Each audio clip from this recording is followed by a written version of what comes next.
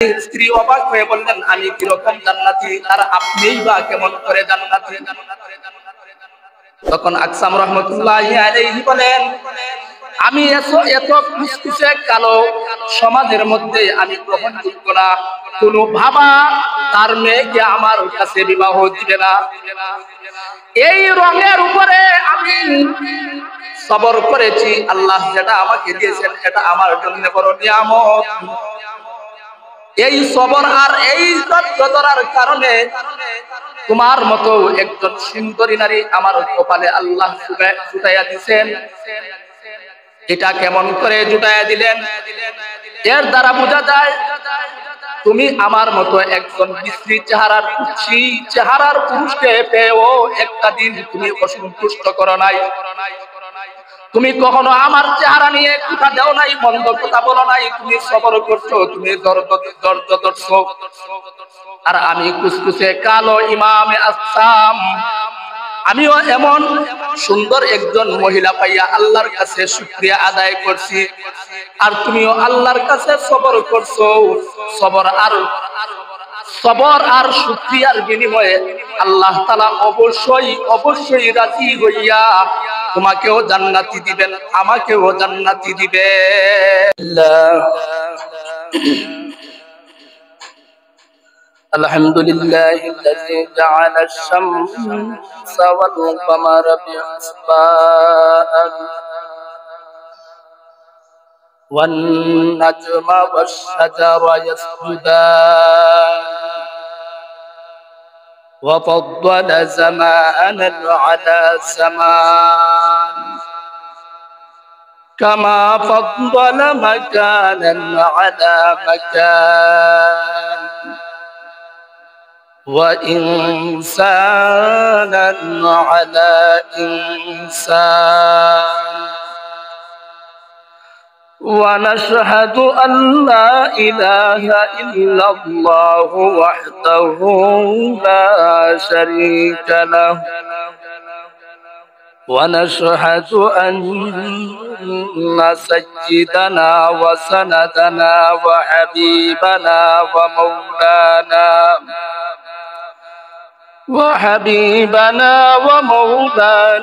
محمدا عبده ورسوله الذي أرسل إلى الناس كافة بشيرا ونذيرا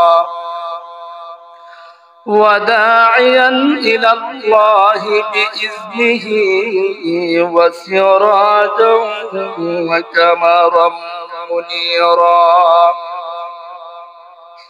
أما بعد فأعوذ بالله من الشيطان الرجيم بسم الله الرحمن الرحيم وعاشروهن بالمعروف فإن كرهتم عسى أن تكون شيئا صدق الله المولانا العظيم وصدق رسوله النبي الكريم ونحن على ذلك من الشاهدين والشاكرين والحمد لله رب العالمين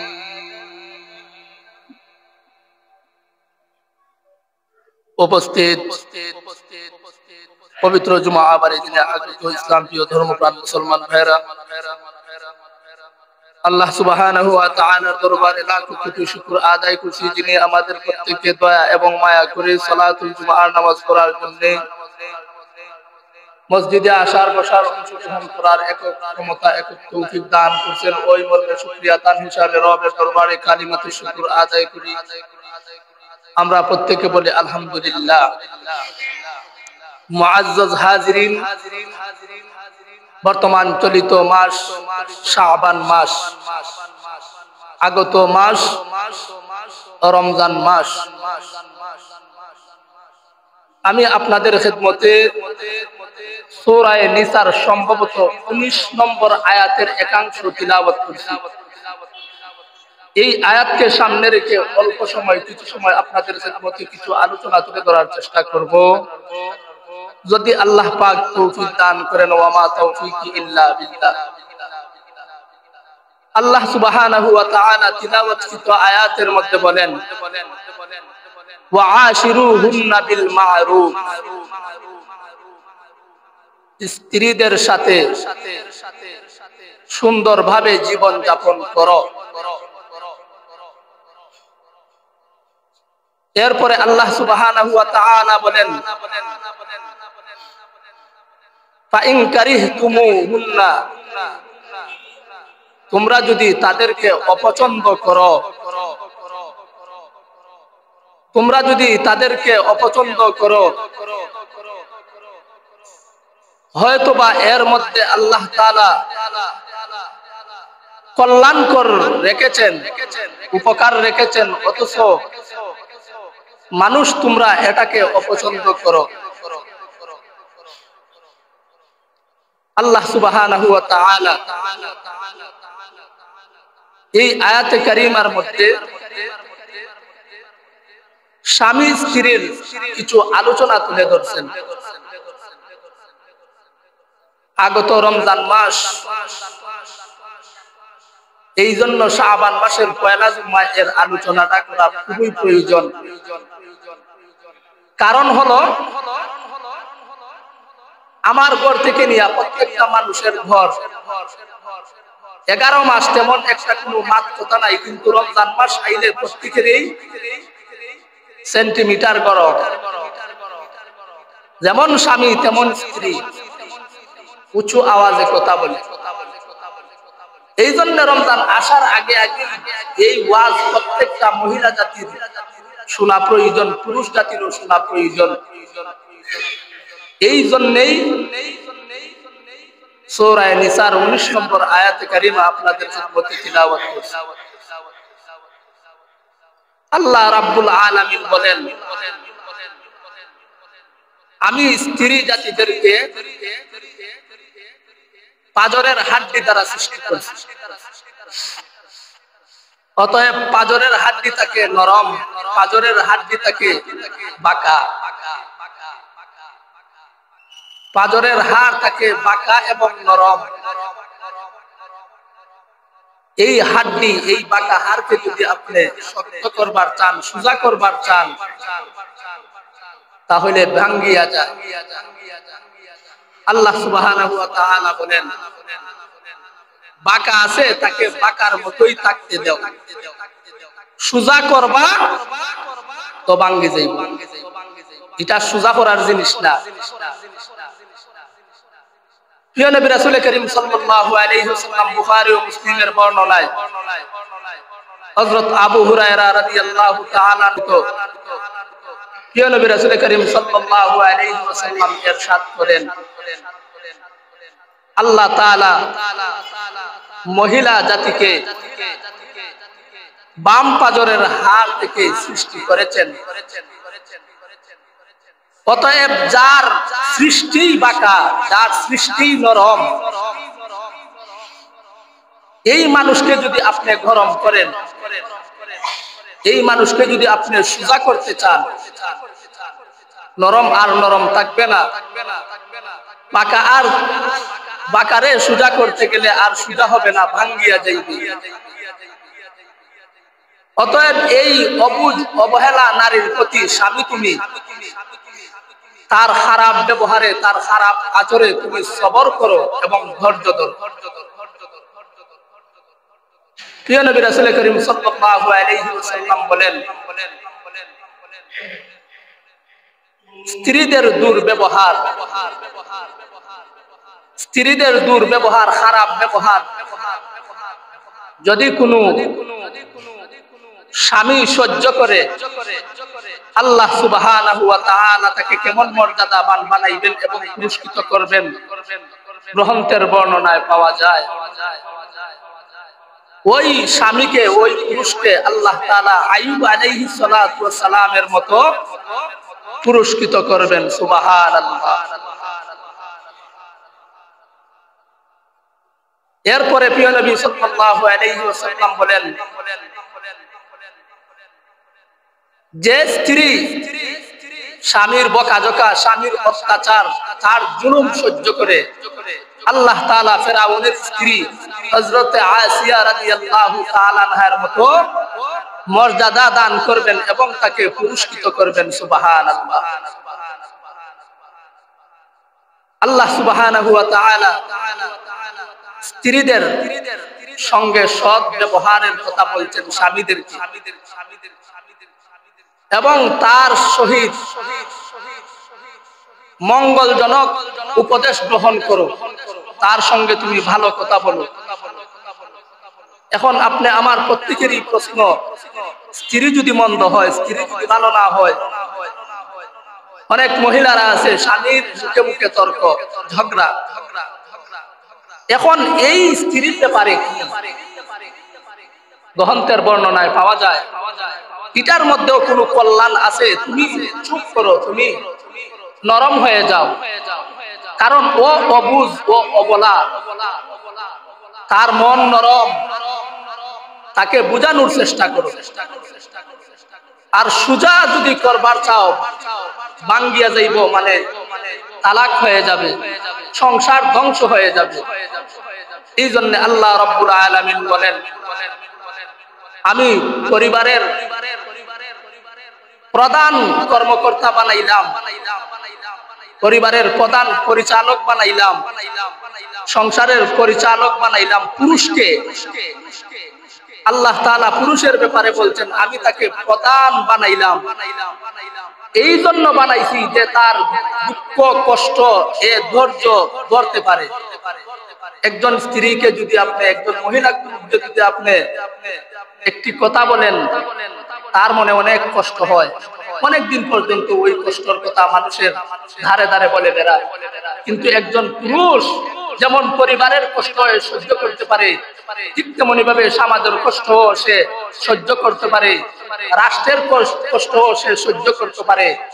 এই সহ্যের ক্ষমতাটা আল্লাহ একজন পুরুষ, একজন স্বামীকে দান করছেন।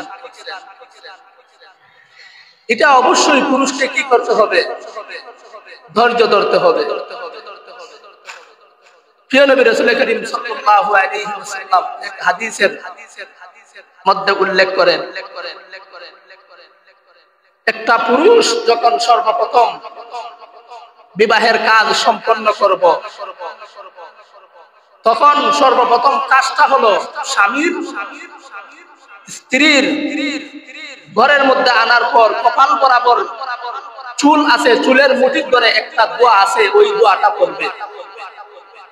এই দোয়া পড়ার পর এই দোয়ার মধ্যে তরজমাটা এইভাবে উল্লেখ করা হয়েছে, আল্লাহ এর মধ্যে যত ধরনের ফায়দা আছে আমাকে দান করো, একে যে সমস্ত উপকরণ থেকে সৃষ্টি করেছো তার উপকরণটুকু আমাকে দান করো, এবং যে সমস্ত খারাপ কুচক্র থেকে তাকে সৃষ্টি করেছো এই সমস্ত কুচক্র থেকে আমাকে আল্লাহ তুমি হেফাজত করো। অনেক সময় ছাগল কিনি, গরু কিনি, কিনা আনার পর তার ব্যাপারেও একই কথা, আরো চুলের কাছে দিরা এই দোয়াটা পড়বা, কারণ একটা ছাগল, একটা পশু অবুঝ, সে অনেক কিছু বুঝে না। কিরকম 50-60-70 হাজার টাকা দিয়ে আপনি খরিদ করে আনছেন, আনার পর দেখা যায় একে অপরের সঙ্গে ঝগড়া লাগায় দেয়। আপনি ডিগরা দিচ্ছেন এক জায়গায়, আর এক জায়গায় চলে যায় ধান খায়, ওই বেটার সঙ্গে ঝগড়া, আবার তোমাকে ও আবার কখনো কখনো লাত্তি মারে, গুতা মারে। তাই বলে কি কোনো মানুষ আছে, কোনো বিরোধ আছে? ওই জিনিসটা খরিদ করে আনার পর ওটার তার অত্যাচারে অতিষ্ঠ হয়ে ওটাকে বিদায় করছে, এরকম কোনো মানুষ আছে? কোনো মানুষ নাই, কারণ ওটা অবুঝ, অবলা, অবুঝ অবলা পশু। কিন্তু কি শুধু ওটাই খালি তাকে, ওই মালিকটাকে একটা গরু একটা ছাগল খালি দুঃখ দেয় না, উপকারও করে? উপকার করে। কি উপকার? সময় মতো ওটা আপনাকে গোবর দিবে। গোবর কৃষকের জন্য খুবই একটা উপকারী জিনিস। তার চামড়া মানুষকে দান করে, ওই চামড়া দ্বারা মানুষ ব্যাগ বানায়, বিছনা আসবাবপত্র বিভিন্ন সরঞ্জামাদি বানায়। এবং আপনার হাল চাষের প্রয়োজন, তার দ্বারা আপনি হাল চাষ করতে পারেন। তার দ্বারা আপনার গোশতের প্রয়োজন, সে আপনাকে সময় মতো গোশত বিলিয়ে দেয়। ঠিক তেমনি ভাবে একজন নারীও যতই খারাপ আচরণ করুক না কেন, তারপরেও কি করে? পুরুষের খেদমত করে যায়। আমি মসজিদে আসছি, বাড়িতে যাইব, যাওয়ার পর কি নিজেই পাক কইরা ভাত খাইমু না পরিবারে দিবে? ভাতটা তো যার বউ আছে, বউ তুই পাক শাক কইরা রানবে, খাওয়াইবে তো তারা। ওই তোমার জামা, তোমার কাপড় ময়লা হইছে, সে ওই জামা ওই কাপড় কি করে? পরিষ্কার পরিচ্ছন্ন করে। শুধু তা না, একটা মহিলা একটা পুরুষকে যত ধরনের যত কষ্ট দেখ না কেন, সময় ওই আল্লাহর বান্দি স্ত্রী একটা পুরুষের পাশে সব সময় তাকে যত দুঃখ দেয়, যত কষ্ট দেয়, সার্বক্ষণিক একটা স্ত্রী, একটা মহিলা, একটা আল্লাহর বান্দি একটা পুরুষকে সার্বক্ষণিক কষ্ট দেয় না। কখনো কখনো স্ত্রীর দ্বারা যদি স্বামী অতিষ্ঠ হয়, স্বামীর মনে কষ্ট হয়, কিছুক্ষণ পর আবার স্বামীর উপকারে ওই স্ত্রীটা আসে। স্ত্রী আপনাকে, আপনার ঘর, আপনার রুম, আপনার বাড়ি পরিষ্কার পরিচ্ছন্ন করে রাখে, আপনার জামা পোশাক ওইগুলা ধৌত করে রাখে, সময় মতো টাইম মেনটেন করে খাবার দাবার একটা পুরুষের সামনে হাজির করে দেয়। মেহমান আসলে, বন্ধু বান্ধব আসলে তাদের সামনে খানা হাজির করে দেয়। এইভাবে বিভিন্ন প্রকারের একটা স্বামীর কাজকর্মের মধ্যে সে নিয়োজিত থাকে। আল্লাহ রাব্বুল আলামিন বলেন, যদি কখনো কখনো ওই স্ত্রী তোমার সাথে খারাপ ব্যবহার করে, তুমি তিরস্কার করিও না, তুমি সবর করো। সবরের বিনিময় আল্লাহ রাব্বুল আলামিন তোমাকে পুরস্কৃত দান করবে। ইমাম আকসাম রাহমাতুল্লাহি আলাইহি ছিলেন একজন আল্লাহর খাস বুজুর্গ। ইমাম আকসাম রাহমাতুল্লাহি আলাইহি নহরের ইমাম ছিলেন। ইমাম আকসাম রাহমাতুল্লাহি আলাইহি ছিলেন একজন হাবশী, একজন কালো মানুষ। হাবশীদের চেহারা খুব সুন্দর না কালো? হাবশী মানুষের চেহারা একেবারে কালো, কুচকুচে কালো, আলকাত্রার মতো কালো। ইমামে আকসাম রাহমাতুল্লাহি আলাইহি ছিলেন একদম কালো মানুষ। অর্থাৎ একটা মানুষ বিশ্রী হওয়ার জন্য যত গুণের প্রয়োজন, ওই সমস্ত গুণ আল্লাহ ইমাম আকসাম রাহমাতুল্লাহি আলাইহিকে দান করছেন। ওনার চেহারা এত বিশ্রী ছিল, ওনার দুইটা টুট এত বড় বড় ছিল, দুইটা টুট ঝুলে পড়তো, গালগুলা কুচকুচে ছিল, চোখ দুইটা আগুনের লুকার মতো লাল ছিল, ছোট ছোট চোখ ছিল, নাকের কোনো সেন্টার ঠিক ছিল না। এত বিশ্রী হওয়ার পরেও ওই মানুষটা কখনো নিজের চেহারা নিয়ে আল্লাহর দরবারে কখনো আফসোস করে না। এক সময় দেখা যায় হযরত আকসাম রাহমাতুল্লাহি আলাইহি হঠাৎ একটির বিবাহ প্রস্তাব আসলো। আল্লাহ রাব্বুল আলামিন এমন একজন স্ত্রী ওনার সহধর্মিণী হিসাবে নিযুক্ত করেছেন। ওই মহিলাটা ছিল এত সুন্দর, এত অপূর্ব সুন্দরী, যেমন মিশরীয় কন্যারা মহিলারা ওঠে। আল্লাহর বান্দী এত সুন্দর, এত আকর্ষণ আল্লাহ তার চেহারার মধ্যে দিবেন, এত লাবণ্য তার চেহারার মধ্যে দিবেন। তার চাহনি এত সুন্দর, তার কেশ এত সুন্দর, তার গাল, তার নখ, তার চক্ষু এত সুন্দর। এক পর্যায়ে তাদের বিবাহ কাজ সম্পন্ন হলো। একদিন হযরত আকসাম রাহমাতুল্লাহি আলাইহি বলেন, ও স্ত্রী, আপনি ও জান্নাতি, আমি ও জান্নাতি। আমিও জান্নাতি, আপনিও জান্নাতি। আকসাম রহমতুল্লাহি আলাইহি। শুধু তা না, অনেক স্ত্রী আছে, অনেক মা বোন আছে, স্বামীদের ব্যাপারে অনেক বাজে মন্তব্য করে, ঝগড়াঘাটি করে। আল্লাহ রাব্বুল আলামিন বলেন, তারপরেও তার গালি তোমাকে অবশ্যই শুনতে হবে, সবর ধরতে হবে, ধৈর্য ধরতে হবে। কারণ একজন পুরুষ যখন সিঙ্গেল থাকে তখন তার কোনো ঝামেলা থাকে না, তার কোনো সমস্যা থাকে না, ফ্রি। যখন বিবাহ করে তখন সম্পর্ক একজন আরেকজনের মধ্যে বাইরা ফেরে, আর এই সম্পর্ক যখন একজন আরেকজনের মধ্যে বাড়বে তো ঝামেলাও বাড়বে। ঝামেলা যত, সওয়াব তত। একজন দোকানের মধ্যে যখন বেশি কাস্টমার ঢুকে তখন ওই দোকানটা বড় ঝামেলা হইয়া যায়। কোন দোকানের মালিক বলে না এত ঝামেলা কেন আমার ঘরের মধ্যে, আমার দোকানের মধ্যে, যা যা তোরা দৌড়াইয়া যা, আমার দোকান থেকে চলে যা। এইরকম কোন আজ পর্যন্ত কোন ব্যবসায়ী কোন খরিদ্দারকে বলে না। আরো বলে সিরিয়াল দইরা খারাও দিতেছি, অর্থাৎ যেই দোকানের মধ্যে কাস্টমার যত বেশি, যত ঝামেলা, মালিক ততই লাভবান, মালিকের পণ্যগুলা ততই বিক্রি হয়।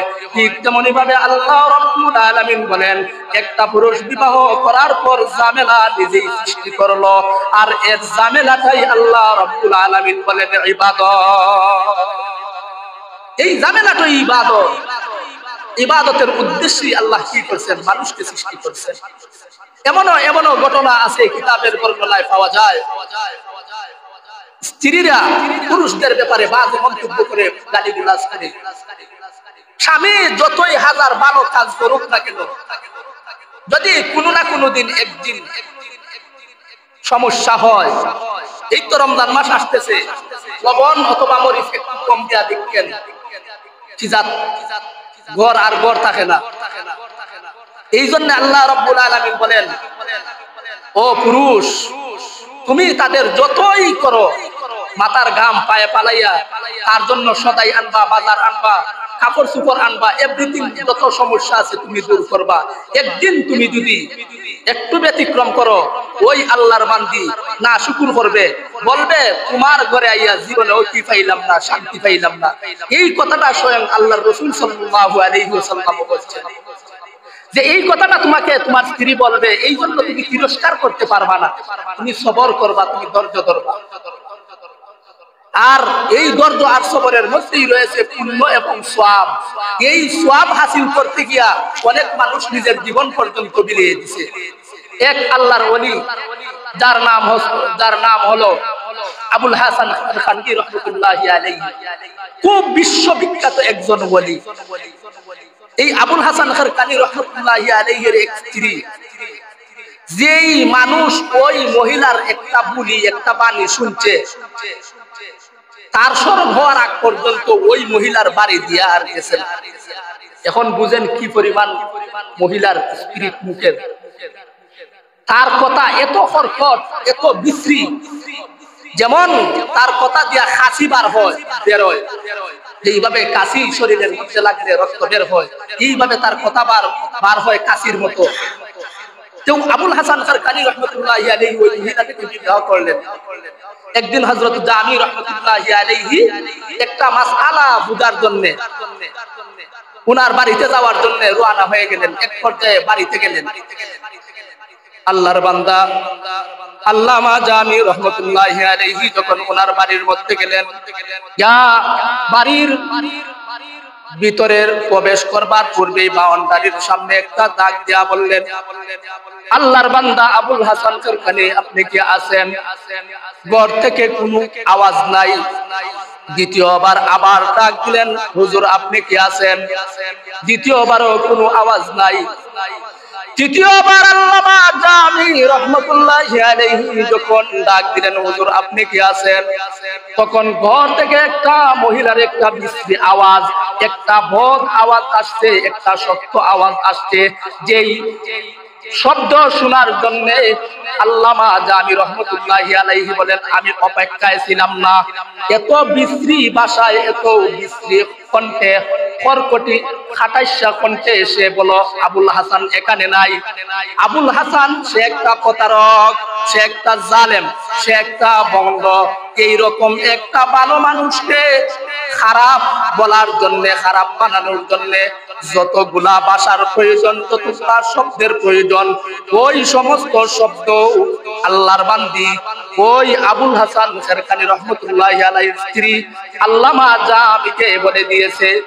তখন জামি রহমতুল্লাহি আলাইহি বললেন, সম্ভবত মহিলার কণ্ঠ, উনি উনার স্ত্রী হবেন, উনার স্ত্রী হবেন। ওই স্ত্রী আবার ডাকিয়া বলে, ওই পাগল, ওই বন্ধ সার্বক্ষণিক বাহিরের মধ্যে থাকে, যাও বাহিরে গিয়া দেখো তাকে কি খুঁজে পাওয়া যায়। তখন আল্লামা জামি রহমতুল্লাহি আলাইহি বাইরে থেকে বের হলেন, ওনাকে খুঁজতেছেন।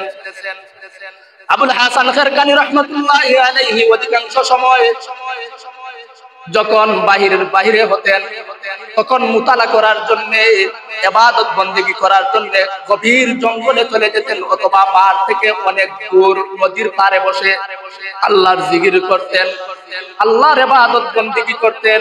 হঠাৎ উনার স্মরণ হইল, সম্ভবত আমাকে আমার জামি খুঁজতেছে। আল্লামা আবুল হাসান খেরকানী রাহমাতুল্লাহি আলাইহি বলেন, মধ্যে উঠলো, সম্ভবত আমাকে জামি খুঁজতেছে, সে আমার বাড়ির মধ্যে গেছে, হয়তো বা সে আমাকে পাবে না, সে আমাকে পাগলের মতো ঘুরে বেড়াইবে, হয়তো আমি তার সঙ্গে দেখা করার প্রয়োজন, তার সঙ্গে আমার সাক্ষাতের প্রয়োজন, এখন অনেক দূর, আমি কিভাবে যাব? হঠাৎ দেখেন জঙ্গলের মধ্যে বিশাল বড় আকৃতির একটা বাঘ। হে বাঘ, আমার দ্রুত গতিতে জামির কাছে পৌঁছতে হবে, আমার বাড়িতে যাইতে হবে, বাঘ তুমি তাড়াতাড়ি দৌড়াইয়া আসো। বাঘটাও এবার দৌড়াইয়া তাড়াতাড়ি আবুল হাসান খেরকানী রহমতুল্লাহি আলাইহি নিকট আসলো এবং বসে পড়লো। আচ্ছা বলেন তো, বাঘের গুণ কি? বসা না মানুষের গার মটকাইয়া রক্ত খাওয়া? মানুষের গার মটকাইয়া রক্ত খাওয়া।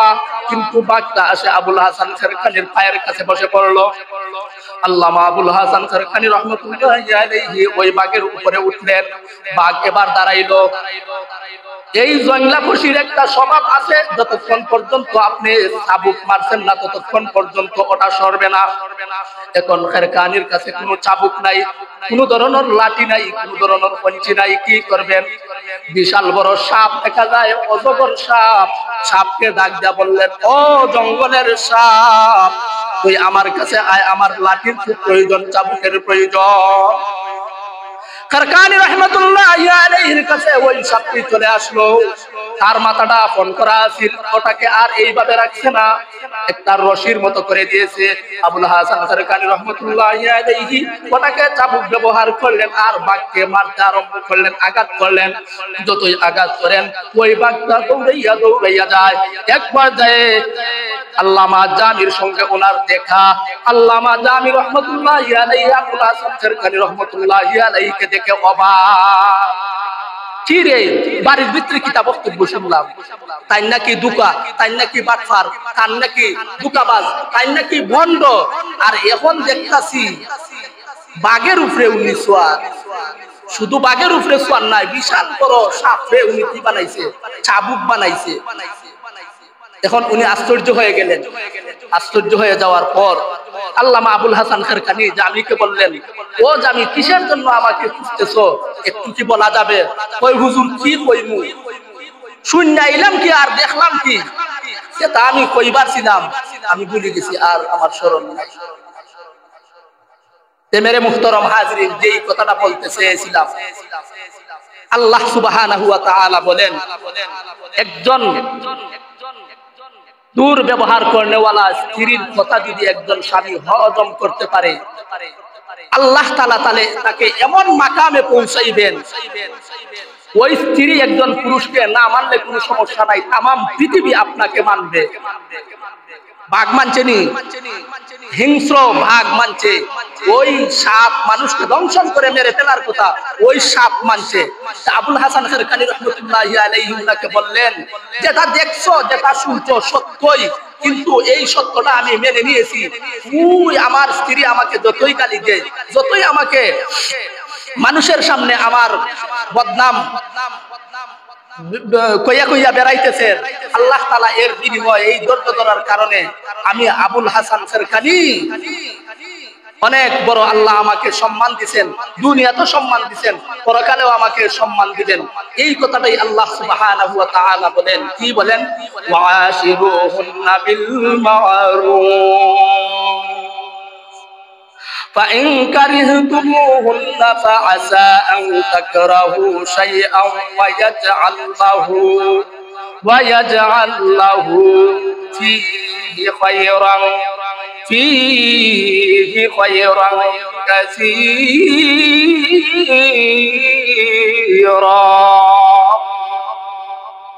মাওলানা কারীম বলেন, তুমি তোমার স্ত্রীদের সঙ্গে সদাচরণ করো, ভালো ব্যবহার করো, আরামদায়ক জীবন যাপন করো। তোমরা যদি মনে করো, তোমরা যদি তাকে অপছন্দ করো, মাওলানা কারীম বলেন তোমরা অপছন্দ করলেও কি হবে, হয়তোবা এর মধ্যে তোমাদের জন্য কল্যাণকর রয়েছে। অতএব তোমরা মনে করতেছো অকল্যাণকর, আর আমি আল্লাহ বলতেছি তোমাদের জন্য কল্যাণকর। এই জন্য স্ত্রীর প্রত্যেকটা সময় একটা পুরুষ যদি স্ত্রীর দুর্ব্যবহার শুনে আর সবর করে ধৈর্য ধরে, আল্লাহ তাআলার ওয়াদা আমি আল্লাহ তাকে দুনিয়াতেও সম্মানী বানাইবো, পরকালেও সম্মানী বানাইবো। আর ওই স্ত্রীর জন্য তুমি দোয়া করবা যেন আল্লাহ তাকে সৎ আদর্শ আল্লাহওয়ালি বান্দি হিসাবে কবুল করে। এই দোয়াটা যদি আপনি করতে পারেন, এই দোয়াটা যদি প্রত্যেক স্বামী করতে পারে, আল্লাহ সুবহানাহু ওয়া তাআলা এই দোয়ার বিনিময় হয়তোবা তার সংসারে আল্লাহ সমস্ত মুসিবত দূর করে দিবে।